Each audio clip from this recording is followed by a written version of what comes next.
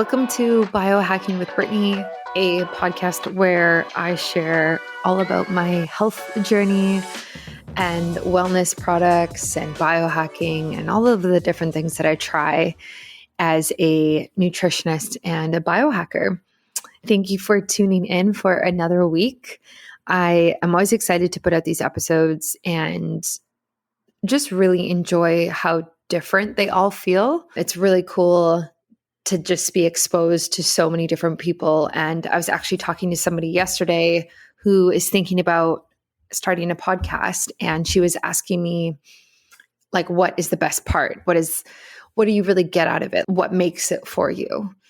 And for me, it's being able to connect with people that I would never connect with otherwise.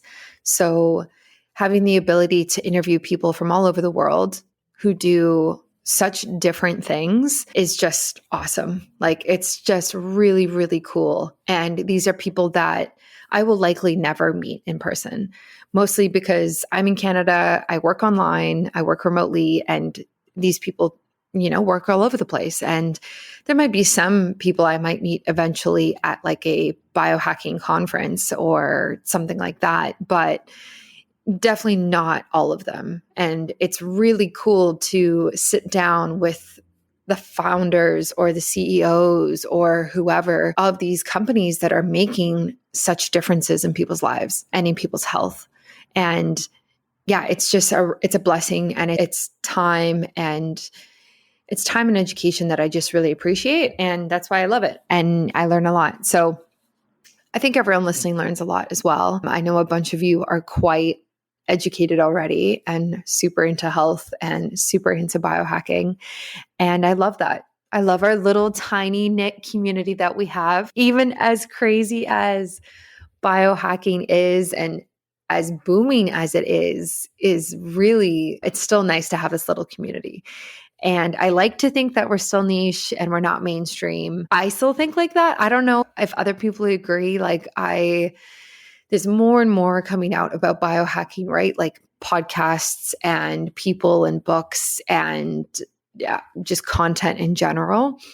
But I don't think it's mainstream yet. And so I actually really enjoy not being in the mainstream and not being like just a wellness podcast. Like, I like to specialize and talk about biohacking.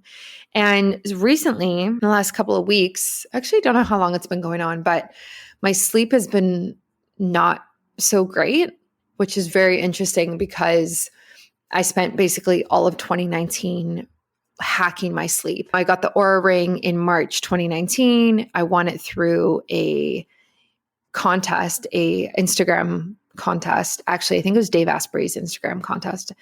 And I won it through him. And it really changed how I viewed sleep.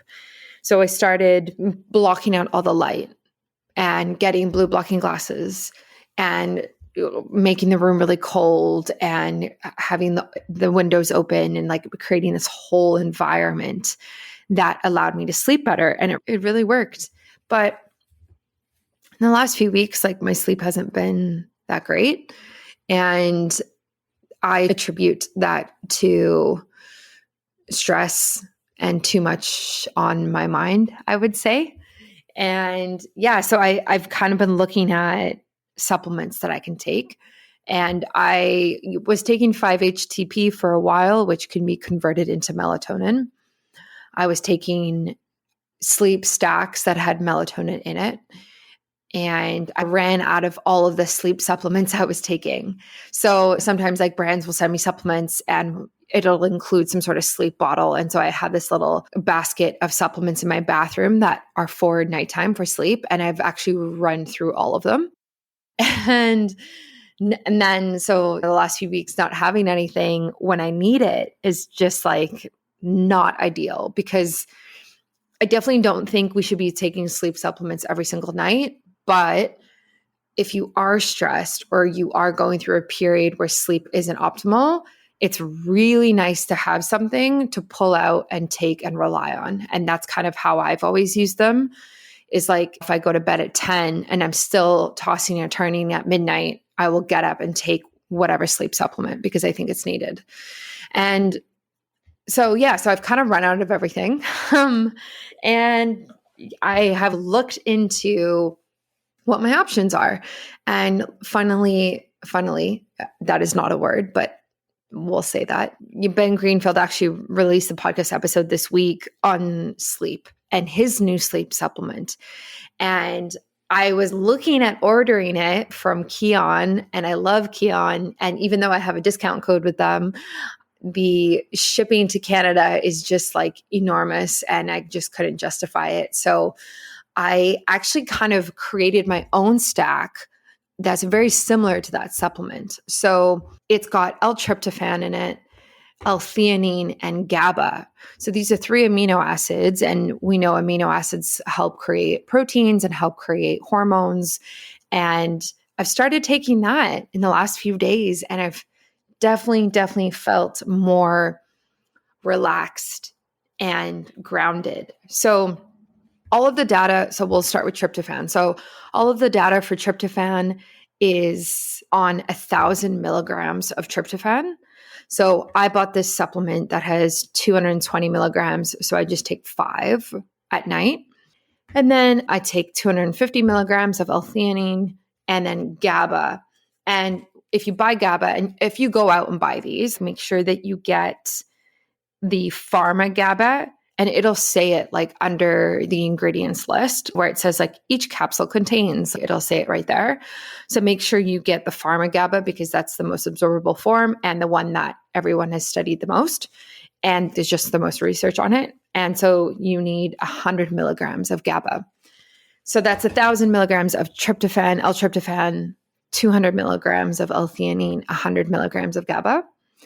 And it's very relaxing, right? So tryptophan is what we associate with turkey, like at Thanksgiving, when we eat a bunch of turkey and we're tired afterwards. It's because turkey's high in tryptophan. L-theanine is found in green tea, which is why a lot of people like green tea, is because it balances out the caffeine. So you kind of get that energy rush without the crash and burn that you kind of get with coffee. And then GABA is another amino acid that people use. A lot of people use it for like nervousness, acute stress, and that type of thing. And so this stack has been working really well for me. Like, it's pretty early to tell, but I've been sleeping a lot better and also just not waking up at night as much and kind of falling asleep within 10 minutes and reducing my latency and that type of thing. So it's good because I need it.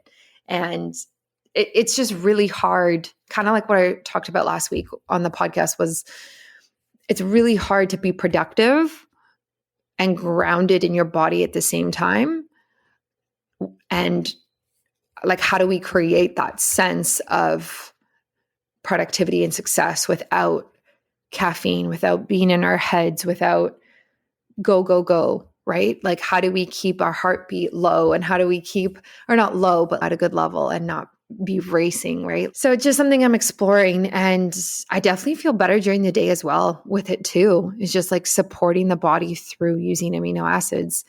I also take other amino acids, especially with working out. So I'll take a powdered essential amino acids like EAA. And I don't have it in front of me, but I think it's got like 10 amino acids in it. It's got a bunch. And then I put that in my water, and I actually take a scoop of creatine with it as well, just because creatine is so good for putting on muscle and building muscle. So that's kind of where I'm at with that. And I want to continue using it, and I will until I run out of these 3 new supplements that I got. And I hope it continues to improve my sleep and make me feel less stressed. Yeah, it's good. I'm like, I can feel that I'm like changing my lifestyle as well. I've not been so gung-ho about working out lately, and I've been more social. But, you have to be careful with being more social too, because obviously if you're going out and drinking, it's great to be social, but then it's not great to be like consuming alcohol all the time as well. So you kind of have to weigh the pros and cons, but I'm really enjoying it. And I'm really enjoying Canada opening back up again, finally, after 2 years, and having a life again outside of Instagram, outside of the devices and everything. So needless to say, though, the podcast is not going anywhere regardless of any of that. And neither am I in terms of like social media and content creation as well. So yeah, that's like my update right now is I'm finally sleeping better. And if you want to try that stack, let me know. And we can also like chat and I can give you recommendations of brands to buy for those amino acids. This week on the podcast, we have Ben LeVine on from Rasa, and it just goes hand in hand with what I was just talking about because it's all about substitutes for coffee. How do we keep that ritual in the morning of a hot cup of something in our hand without burning us out, without burning our adrenals out? And we talk so much about plants and mushrooms, and it was really fun. It was really fun in this episode.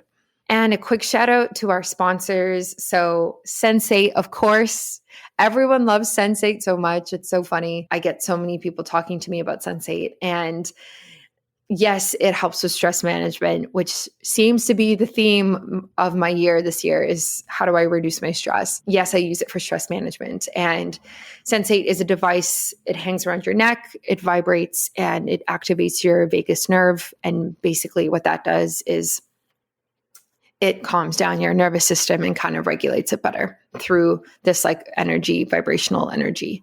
And it's really cool. And a lot of people love it. And I still use mine. So I definitely recommend Sensate if you haven't tried it yet.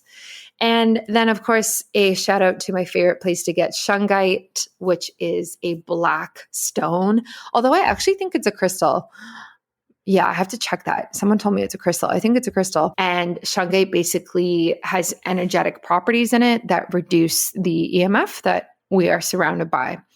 So I have like jewelry by them. And I also have this beautiful little pyramid that sits on my desk. And it's really cool. So that's from the shungiteshop.com. It's my favorite place to get shungite. They have loads of options too. Like whatever you're into, male, female, whatever jewelry you're into, that there's so much to choose from. So definitely check them out if that is something that you have been thinking about. And enjoy this episode. Stay tuned next week for another one. And if you have any questions about your health or your nutrition or your wellness or biohacking, you can email me or you can message me on Instagram at biohackingbrittany, where I am the most active. Although I've also joined TikTok again. And on TikTok, my username is just biohacking because I downloaded TikTok like before TikTok was or is what it is now. I think I downloaded TikTok in like 2018, I want to say. And I was like, I'm going to take this biohacking username. And so now I have it and I have like 100 followers with the biohacking username. So if you are on TikTok, that's where I'll be. I'm actually thinking about producing a different type of content on there, but stay tuned for that because I haven't decided if I'm willing to do it yet. It's going to be quite different from what I do right now. So let me know, follow me, message me, and I'm excited to connect with you. And I hope you enjoy this episode. Welcome to another episode of Biohacking with Brittany. I am super excited to have everybody joining me again for another week of talking about health and wellness and just like various things. Sometimes we talk about nutrition and sometimes we talk about, I don't even know, the latest tech, the latest biohacks that I'm into. And this week we are kind of going back to some of the things that I was initially interested in when I first started my own healing journey and my own health journey, mostly being like plant medicine and using plants and herbs and like how they can be healing in our body beyond what most people know or what most people use them for. So I'm joined by Ben LeVine, who is the co-founder and chief herbalist at Rasa, which makes adaptogen-rich like elixirs and powders and drinks, essentially. And they are beautiful. Ben, I was even just on your website today and I just loved it. So welcome to the show. We are so excited that you're here. Thanks for having me, Brittany. Really excited to be here. Yeah. So before we even get into Rasa and everything that is, I want to talk about you and your journey. So you are a herbalist. Like, how did you get to that point? What certifications did you do? Just tell us everything. Sure. And the beautiful thing about herbalism is that everyone has their own route. So it's often a jumble of different schools and experiences. And my story is very similar. It's a windy goat trail instead of a highway like a lot of professions. I think it really started as a kid. My dad took us to a lot of national parks, and I just loved hiking. And when I was in college and in my early 20s, when I would feel depressed, when I would feel disconnected, I would go into nature and hike and trail run. And there was something special there. I couldn't quite verbalize it or touch it in a way, but there was something there. And I got into organic farming and natural food. And after college, ended up on a small organic farm in Alaska. And that's where I really discovered herbs. There was a lot of nettles and fiddlehead ferns and a lot of mushrooms. And the idea that you could just walk out your door into a meadow or into the woods and harvest dinner blew my mind. And it was really exciting. And then I started to see the herbal, the more medicinal side of herbs and wild plants. And it just struck me like what I had been missing was relationship, this more two-way relationship with nature, as opposed to nature as kind of a temple that I visit that's very pristine and soothes me. And that relationship I started developing with medicinal herbs was so much more alive than Advil, or like Advil will never be alive like a plant is. And to me, herbs and herbalism have come to represent a different way of seeing the world than the dominant paradigm we live in, and a way of seeing the world that's incredibly healing for us individually and as a society. What was the first herb that you used in a medicinal way? I think it was peppermint. There were a lot of herbs, nettles like that I would eat, and after Alaska, I traveled in India, and there were some herbs there, amla, hibiscus, but I didn't really develop a relationship with them much. And I landed in Colorado and started working at Celestial Seasonings, the massive tea company, and that's when I convinced them to send me to herb school, and that's when I really found my people. But part of my experience at Celestial when I first started there was, okay, I have free access to all these herbs, and I'm drinking tea every day. And peppermint was the first herb I really felt, I think. Like I could feel how it was shifting my nervous system. My vision would shift a little bit. It would lift my mood. It would relax me. And that's a very simple, common herbal tea. So it was really nice to start with that one. Yeah, definitely.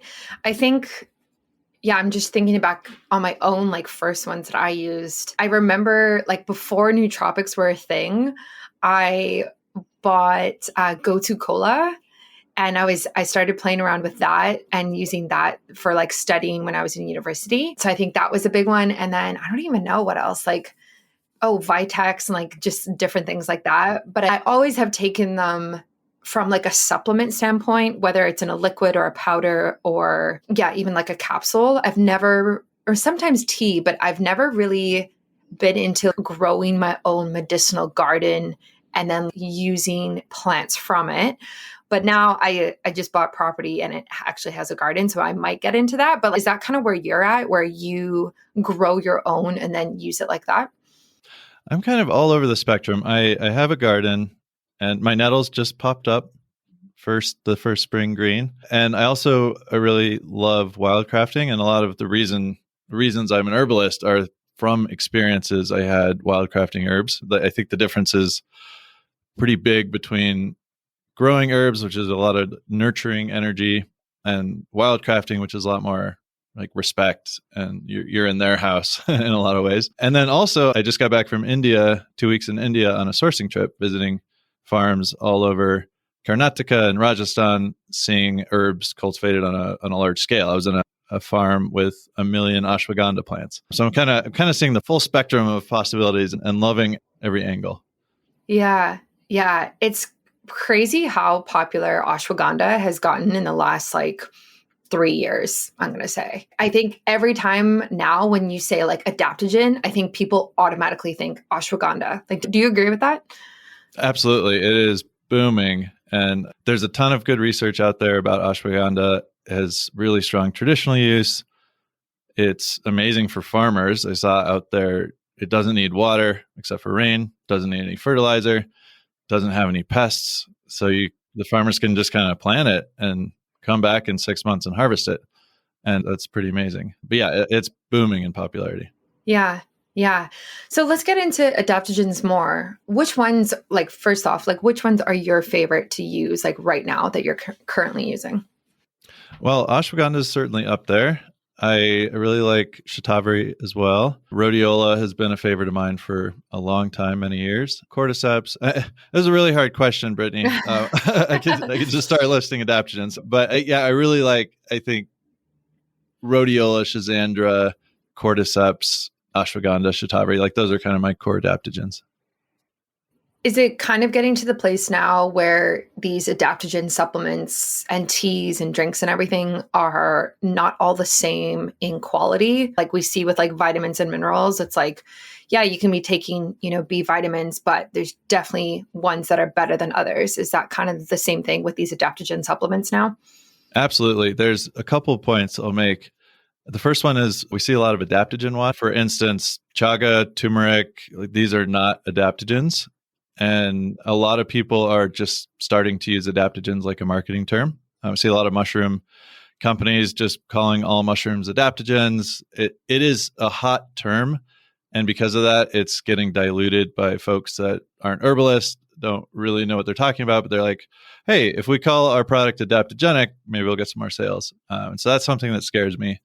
And at Rasa, we're about to launch an adaptogen buying guide, breaking down like this is what is an adaptogen, this is why, this is the definition, and this is what you look for with quality. And I think that'll be a nice offering. The second thing I see a lot is what I call fairy dusting, where you have I think the other day I saw a popcorn with ashwagandha, and that's awesome. But a lot of times they're just sprinkling in a little fairy dust of ashwagandha. Like it's not going to have any physiological impact, but they can put it on the label and call their popcorn adaptogenic popcorn. And there we go, And I see a lot of that, like people that don't put the actual doses. And that's something I think about a lot at Rasa. Like, okay, we have a calm product with ashwagandha. I'm going to say 250 milligrams, 10% ethanolides. And then as a consumer, you can make a very informed decision about how you want to drink that. But if we just said, there's a little ashwagandha in there, you really have no idea, is it going to have any effect? And that ends up hurting all of the good actors as well, because a lot of people will have these adaptogenic products, feel no difference, and think the whole idea is bunk. Yeah, that whole concept of like fairy dusting, like you said, is so played out everywhere in the health world. Like I see that with vitamins, I see that with minerals, things that are fortified and it's just added in and it's just like selling it, right? Like it's just marketing. It's whatever you want to call it. And I think it's very interesting that a lot of the time with these products, you actually don't have to put how much is in it. Like you just said, you don't have to put the milligrams, but there is ways that you can kind of tell if that's happening. If you buy, for example, that popcorn that you're talking about and you flip it over and you look at the ingredients, like the ingredient list has to be like written out by the most ingredients to the least. So if the last ingredient is the adaptogen that they're saying that's in there, then it's kind of like, well, how much is really in this? But I guess that's in, relativity to the popcorn and the other things in it, right? So it's kind of hard. But yeah, that's so interesting because what's the point of even adding that to popcorn? Like, why do you have to eat adaptogenic popcorn? That's just dumb. Like, what? Yeah. And I don't know for sure about this popcorn. I just saw it in passing, but so maybe if you're listening and it's your popcorn company, maybe it's an incredible company. I'm not sure, but I just use that as an example because there are so many companies that just toss it in to say ashwagandha. And I've seen dozens of these and there's absolutely no way sometimes that they have a functional dose. Yeah. Yeah. I've seen it in like soda waters and I've seen it in chocolate. A lot of adaptogenic chocolate. And now I don't know too much about that. Like, could you put like a therapeutic dose in chocolate? I could see chocolate working because your serving size is big enough. You can pack some powders, extracts in there. That's doable, I think, for sure. But yeah, some of these like lozenges don't get me started. It scares me. It scares me because adaptogens are such a powerful and amazing class of herbs that if the term adaptogen gets diluted to mean nothing more than superfood, it's going to be a loss for everyone. Do you ever feel frazzled, not grounded, stressed, and like you have way too much on your plate? Of course, you should be taking time for self-care, but doesn't mean you actually are. And it kind of just feels like another thing on your to-do list. I have definitely been there. It's tough to kind of balance everything these days, especially for those of us working from home with extra side hustles and or kids. Stress reduction feels like a nice idea, but never something easily achievable in the moments when we need it the most. I believe in solutions that use science to help us be healthier on a daily basis, but without crazy technology or tools that aren't accessible or affordable for everybody. I use Sensate, which is something that I've been using for a long time now, and I spoke about a lot last year, which is a groundbreaking innovation in wellness technology that uses the natural power of sonic resonance to calm your body's nervous system, providing immediate, let me tell you, relief and long-term benefits from regular use. It calms your nerves and helps you feel better in as few as 10 minutes per day. It improves stress resilience to help you cope with whatever life throws at you. And it increases heart rate variability, a known biomarker of health and longevity. This is so important because for many of us, our body's built-in stress management system is simply just an overdrive. Sensate's novel patented technology was designed to send infrasonic waves through the chest to reach the vagus nerve that sits deep in the core of our nervous system. By speaking to our body's command center, we can control how we respond to all the positive and negative things that we experience each day, which is just so cool and such an easy biohack to bring in every day. You can use my discount code, which is biohackingbrittany in all capitals. I will put the link in the show notes and it's on my shop page at biohackingbrittany.com and you get $25 off today. If you have any questions about it or when you get it, please message me. I'd love to chat as this is one of my favorite biohacking tools to use on a regular basis. Yeah, it's same with like antioxidants as well, right? Like people put antioxidant everywhere and people think, oh, I'm taking this thing and it's detoxing my body or it's making me healthy or I'm drinking red wine and there's antioxidants in it, so it's fine. You know what I mean? And it's just like the amount, I forget how many glasses it is or bottles. It's something crazy that like for you to get the therapeutic dose of antioxidants in red wine, like you would have to drink so much red wine in one sitting that it's just not even a case. It's not even an argument. So I can totally see how this is like now playing out into adaptogens as well. It's interesting that you talk about things that aren't adaptogens because that's not a narrative that I actually hear a lot. So can you actually list like just a bunch that people might think are adaptogens, but really aren't? Yeah, the ones I see the most commonly are a lot of the mushrooms. There are 3 mushrooms that are adaptogenic by the definition of adaptogen, which we can get to. And that's cordyceps, poria, and reishi. But I see chaga talked about as an adaptogen a lot, and that's not. Some other herbs, pearl, turmeric, matcha. What about? That's a great one. That's not adaptogenic. Wow. Awesome mushroom. Yeah. Adaptogen. Yeah. So what makes a mushroom adaptogenic and other ones not? So there's the definition of adaptogens, and I'll back up a little bit and say adaptogenic.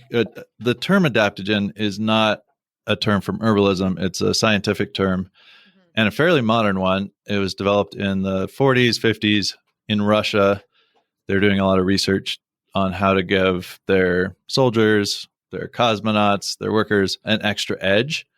And they used a lot of substances. They were using pure stimulants for a while. And they're like, methamphetamines give a soldier an incredible boost in performance the first day, but the second day, there's a massive crash and decrease in performance. And so they wanted something that gave a boost in performance the first day, and it was sustained, and it increased overall resilience. And that's where the term adaptogens come from. They help you adapt to stress. And the modern scientific definition that's most accepted is the herbs must be non-toxic at normal doses. They must be normalizing, which means that they help regulate and bring the body back into balance. The example with adaptogens might be cortisol. If your cortisol is too high, it'll help bring it down. If your cortisol is too low, adaptogens can help bring it back to a healthier level. The third in is non-specific, and that's talking about increasing your resilience to stress in a general way, whether it's physical stress, whether it's emotional, whether it's environmental, like you have mold in your house. So you have non-toxic, normalizing, non-specific, and then the fourth one that's fairly recent is neuroendocrine, and that means it has to act through the stress pathways. The two main stress pathways are the HPA axis and the SAS, the sympathoadrenal system. And if an herb doesn't interact with the stress response, it's not an adaptogen. And so chaga is amazing, turmeric is amazing, lion's mane, they're all incredible herbs, but they don't interact with our HPA axis or our sympathoadrenal system. And so they're not considered adaptogens because they're not working on the stress response in the same way that we would want an adaptogen to. Yeah. Yeah. Yeah. That's really helpful to know. I've tried a bunch of different mushroom products, and obviously there's nothing wrong with calling them mushrooms because that's what they are. But again, it's like that false labeling that you talked about. But I guess I just think about like supplements that I've been sent that are mushroom blends, and it says and they're called like stress management or stress relief or whatever. But if a mushroom is not an adaptogen, is it still possible for it to be helping with stress? In the sense that lion's mane, for example, can help with your nervous system, and stress can wreak havoc on your nervous system. So in that sense, yes, like mushrooms are incredibly medicinal and work in so many different ways, immune system, on the nervous system, and just having that overall building effect that mushrooms do can help mitigate some of the negative effects of stress. Many adaptogens share some compounds across most adaptogens. You'll find triterpenoid saponins. And these triterpenoid saponins look almost identical to cortisol. And they're able to, I'll get a little sciencey and then I'll back off, but they're able to act as partial agonists at glucocorticoid receptors, like your cortisol receptors. And so they're directly interacting with how your body perceives stress because they can block those receptors and keep your stress response, kind of give it a ceiling. They can also activate those receptors if you don't have enough energy and kind of put a floor on your stress response. And that's something that other mushrooms like lion's mane can't do. Okay, so there is some impact there. Yeah, that makes sense. So if someone's listening to this and they've never tried adaptogens or they've never taken mushrooms, like where do you recommend people start, assuming that they have stress in their life? I think everybody does in some form or another. There's a couple approaches. You can look for a high quality blend of adaptogens. I really like using adaptogens in a formula, multiple adaptogens. They can balance each other out energetically. And there's quite a few tinctures out there that are really, really great. Rasa, of course, we make adaptogenic coffee alternatives. And so you get a coffee-like experience, but with adaptogens instead. And every blend has more than 5 adaptogens in it. Another way to go is to see an herbalist and get a very customized blend, because adaptogens have individual personalities. One might be a little more calming. One might be extremely stimulating. One might be really cold and dry and aggravate someone who's already cold and dry. One might be really heating and moistening. And so seeing an herbalist or doing some research is obviously awesome. And then another way to do it is just pick one adaptogen and get to know it, do some research on it, and then pick another adaptogen and start to build a relationship with these individual herbs and understand how they work in your own body. Mm-hmm. Mm-hmm. Yeah, I think for me personally, like I always like having adaptogens on hand and like mushroom blends on hand in a supplement form. And I'll just take them throughout the day as I feel needed, or usually in the morning is when I will take however many I think I need. But it's one of those supplements that I always have, kind of like probiotics. I always just have it. And I don't think I would use it day in and day out religiously. And I don't know, do you think it's more beneficial to be using it in that way? It's funny you mentioned probiotics because I like to say adaptogens are probiotics for your stress response. It's somewhat similar to probiotics in that when you stop taking probiotics, your stomach kind of forgets, and a lot of the bacteria that you were building with probiotics goes away, because traditionally probiotics were eaten almost every day, right? So it's something we are used to getting daily exposure of. And it's similar with adaptogens. Like, they're great for acute doses for a couple of days, but the real magic is when you take them at lower, more tonic doses over weeks, months, even years, because they're continuing to build your resilience and fine tune your stress response. Yeah. Yeah. That makes a lot of sense. So I guess like through your journey of working with plants, you obviously got to Rasa, and now you guys make coffee alternatives. So let's talk about coffee. Like I love coffee, and most people love coffee, I think, but I have recently in the last month taken a step back from coffee just because I have too much stress on my plate, and I'm very much aware that it's taxing my adrenals.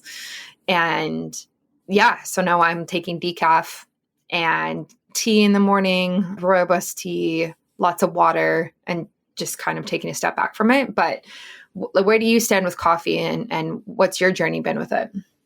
Yeah, coffee frames my experience with adaptogens in a lot of ways. At one point in my early 20s, I was drinking 5 cups of coffee a day, which now it just seems absolutely crazy for me. And I realized that, maybe similar to you, like, coffee doesn't really work with me. And you start digging into some of the research, and you're like, wow, it really messes with your sleep. It messes with your cortisol, like your circadian rhythm. I didn't appreciate the kind of the nervous system effects of it. And it's a very one directional stimulant. And then you're addicted to it. And there's no good evidence that you're getting extra energy from coffee once you're habituated to it. You're feeling good because you're pushing off withdrawal symptoms. And that was a relationship I didn't want to be in. And so I quit coffee, and I was depressed for, I think, a couple months, like really low, as I was kind of letting my brain get back to normal and resensitizing my dopamine receptors and my cortisol. And our relationship to energy is a big part of our mission at Rasa, because in our society, there's this constant productivity, this constant optimization, and we don't get the other half of that, the rest and the nourishing side. And adaptogens somewhat counterintuitively offer both. They can increase your sleep efficiency and also help with performance. It's kind of weird. We often think of, I'll have coffee in the morning and wine at night, and there's a stimulant and there's a sedative. And adaptogens are much more balancing. Like, they're stimulating, they're slight central nervous system stimulants often. There's a lot of great research on performance and endurance and mental agility. And then they also help you relax and help you sleep. So it's like something's funny going on here, and it's amazing, but they're very different than coffee. And that's why we positioned ourselves as a coffee alternative. Like, we have a huge love of adaptogens, but coffee is a ritual that 90% of Americans partake in every morning. And if we can replace that ritual with adaptogens instead, or maybe even just take the second and third cup, if they continue drinking coffee for the first cup, we're going to have a dramatic influence on how we energize as a country and how we approach stress and nervous system and all of that. Do you ever worry about radiation or EMF? I definitely do, and I know this is a growing concern for a lot of you. EMF stands for electromagnetic fields, which are emitted by anything that uses electricity, or radio frequency that uses radio waves. We are constantly bombarded with technology in our day-to-day lives, from our phones to computers to cell phone towers, flying in airplanes, and even using our beloved workout equipment like the Peloton.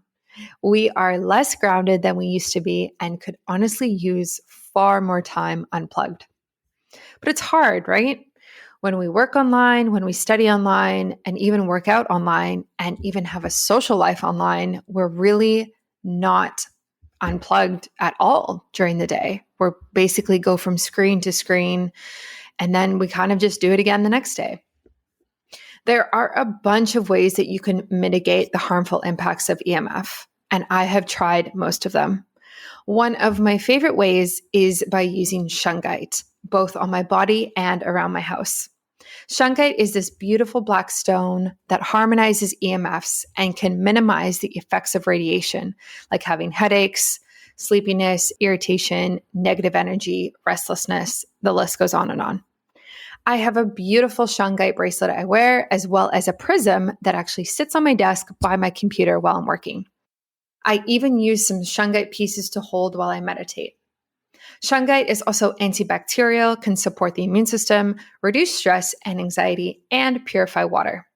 I get all of my shungite from the same place, which is the Shungite Shop, and can be found at www.theshungiteshop.com. I'm actually doing an interview with the founder, and we are going to dive into the specifics of how shungite works and how it can really reduce the EMF exposure around us. So stay tuned for that. In the meantime, definitely check out theshungiteshop.com right now to get gorgeous pieces for both yourself and your home today.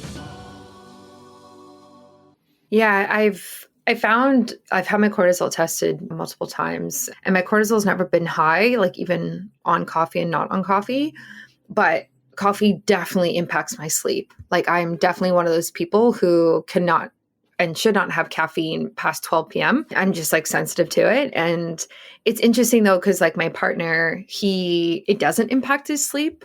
So it's kind of odd that some people can have a coffee at 9 p.m. and go to sleep at 11 p.m. or whatever it is. Like, so how does it impact those people on a biological level if they're like, quote unquote, like sleeping just fine? Yeah, you might not notice the effects, but I would say there's no single person that isn't affected by coffee. The coffee consumption is associated with an increased amount of non-restorative sleep. So it undermines our slow wave sleep, which is the kind of the deep sleep that's responsible for a lot of our memory consolidation and things like that. And you might not notice it. You might go to sleep okay. But like I notice when I drink more caffeine, like I'll still fall asleep, but I'll dream a lot more in a way that's I can tell I'm not as deeply sleeping. Like I'm on a much shallower wavelength at night. And there's some research out there about how coffee impacts melatonin secretion. One study found that, I think they were using Fitbit, and they found that on days that folks drank coffee, they had, I think, 30 fewer minutes of sleep, which is pretty significant. And we could go on and on about sleep. I think as a culture, we're chronically sleep deprived, or we're underslept. And there's a vicious cycle where we don't sleep quite as well. We need the coffee to get us going. It disrupts our sleep, and we're just kind of stuck in this suboptimal pattern. Yeah, it's funny you say that. I slept really badly, not last night, but the night before. And so yesterday I was like very conscious about my decisions to like make me feel better and like get energized. And instead of pushing through and having all this caffeine and pre-workout, or you go and do an intense workout so that you're energized after because of the cortisol again, I actually like worked a half day and just took time off and was like, I just need rest. My body is just recovering from whatever's going on. And doing that more often is so much healthier than trying to push through and causing more stress in the body, right? But it's really difficult because our culture very much pushes hustle culture, right? Like go, go, go. You should have a full-time job and a side hustle and be making all this money and doing all these things and working out 7 times a week. And like, right? Like it's just ridiculous. It's just ridiculous. Yeah. Yeah, it is. And in traditional Chinese medicine, they consider coffee a false qi food. Qi is kind of our day-to-day energy. And they say coffee drains our qi. So it gives us the impression of having energy, but it's actually emptying the gas tank over time. Whereas adaptogens are qi tonics, which may not give you the like that pow out the gate that you get from coffee, but over time help fill up the gas tank and build your reserves. Yeah. Yeah. Because I think what people don't realize, and what I've been realizing lately, is that the as great as coffee is and as great as stimulants are, like whatever it is, it's stressful for the body and it's breaking down the body over time. So if we take a different approach of like, how can I feel energized today, but grounded in my body at the same time? Like Yeah, love that. that is really, really difficult. And I struggle with that because sometimes I'm in my head and I'm go, go, go. And you're rushing around and your heartbeat's higher, and you're not really in your body and in yourself. So it's kind of like, how do we be productive, but also not like just deteriorate our body day in and day out, is like the ultimate question I've been thinking about. Mm-hmm. That's really good. Because I think if you just take away coffee, then in our culture, we have less allowance for ebb and flow. We need to be like ready to go in the morning. And it's nice to have something that gives us a little bit of a boost. Yeah. So is decaf coffee okay? Or are you still not a fan of decaf coffee? I like decaf coffee. I drink it every once in a while. I know we're slamming coffee here, and we're slamming it from an energy perspective, but from another perspective, I think it's the single best source of polyphenols in the American diet, because we're not eating a pint of blueberries every day, but we're drinking a lot of coffee, and it's awesome for that. I think you can definitely replace that with other herbs, like herbal coffee alternatives. You're still getting a lot of those polyphenols, but decaf can be a great way to do that as well. And you're not getting that cortisol bump from decaf, and you're not getting the sleep effects either. If you're super sensitive to caffeine, like I normally don't have caffeine, and decaf is noticeably caffeinated for me. So it's not zero caffeine. It's somewhere between 3 and 15 milligrams, depending on where you buy it from. Some studies, and they pulled decaf off the shelves, and 15 milligrams of caffeine is not nothing.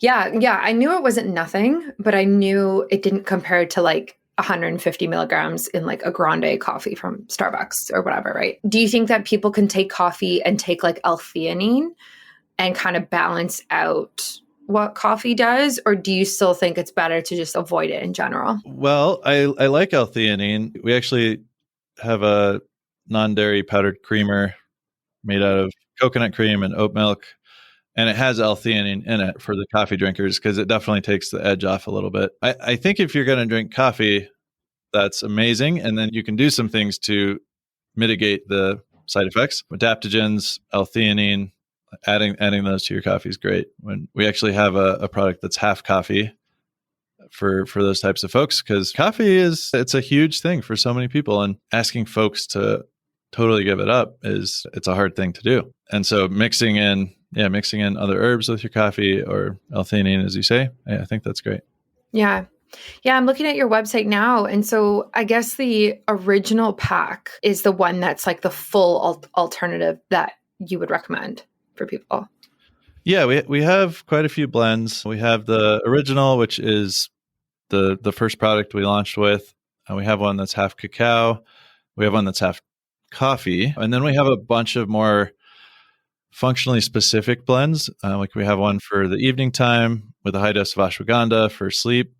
We have one that's more mood-based with some cool herbs that interact with dopamine and serotonin. We have a sex tonic, spicy roast cacao, and a more immune-focused blend. So yeah, we have a lot of fun functional beverages in there as well. Yeah. Yeah. I like this one. Super happy sunshine. That's the one I want. Yeah.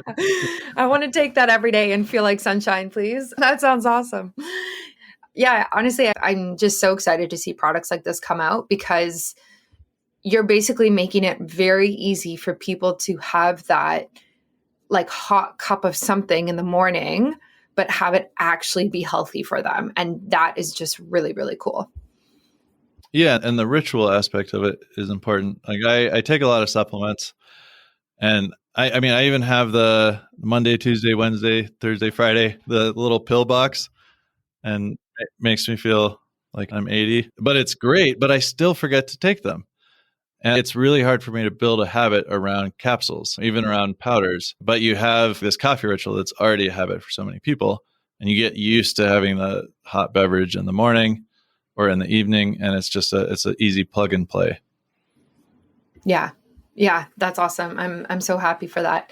So if people are interested in trying like these different alternatives, do you recommend that people just get like the sample pack and kind of see what they like taste wise, or what do you recommend? Yeah, the sample pack is awesome. 4 servings of all of our blends. So you can kind of see the taste and the functionality and learn a bit more about each of the blends. And we also have a starter kit, which is a sample pack plus a French press.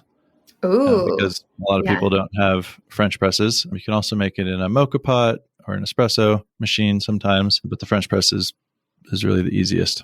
Yeah. Yeah. I have a French press and it's a really nice one, but it doesn't keep the coffee hot. It drives me crazy. So, yeah. I don't know. Do you have any, like, this is such a side note, but do you have any recommendations for that? Because I would love for it to just stay hot the whole time. Double walled is a huge help. There are French presses out there that are much better at that. And also, I sometimes brew it, add a little oat milk, toss it in the microwave, and then I'm good to go. Yeah. See, my mom knitted me like a French press cozy, like little thing out of, I don't even know, yarn or whatever. And then I wrap like a tea towel around it as well, just to insulate the heat. Amazing. Yeah. Yeah. But this has been awesome. Thank you so much for coming on. And how can people connect with you if they want to try your products? We are at wearerasa.com. And that's our tag on the socials as well. We are Rasa. And I'll give you a discount code, post it in the show notes. And yeah, it's a real pleasure to talk to you. And adaptogens are, whether it's Rasa or anything else, adaptogens are really incredible and such a balm for the burnout so many of us face in today's society, and especially after the last several years. So I have a huge love for adaptogens, and think you will too. That's awesome. Thank you so much. So I'll definitely put those links in the show notes and on my website so people can find you very easily. Awesome. Thanks, Brittany. Awesome. Thanks. Thanks for listening to another episode of Biohacking with Brittany. If you're interested in finding the show notes or the sponsors for this episode, you can do so on my website, which is biohackingbrittany.com. Remember to follow me on Instagram, where I'm most active. My handle is @biohackingbrittany. And if you're interested in working together and you want to email me directly, you can do that. My email is info@biohackingbrittany.com. And I look forward to hearing from you and having you tune in next week.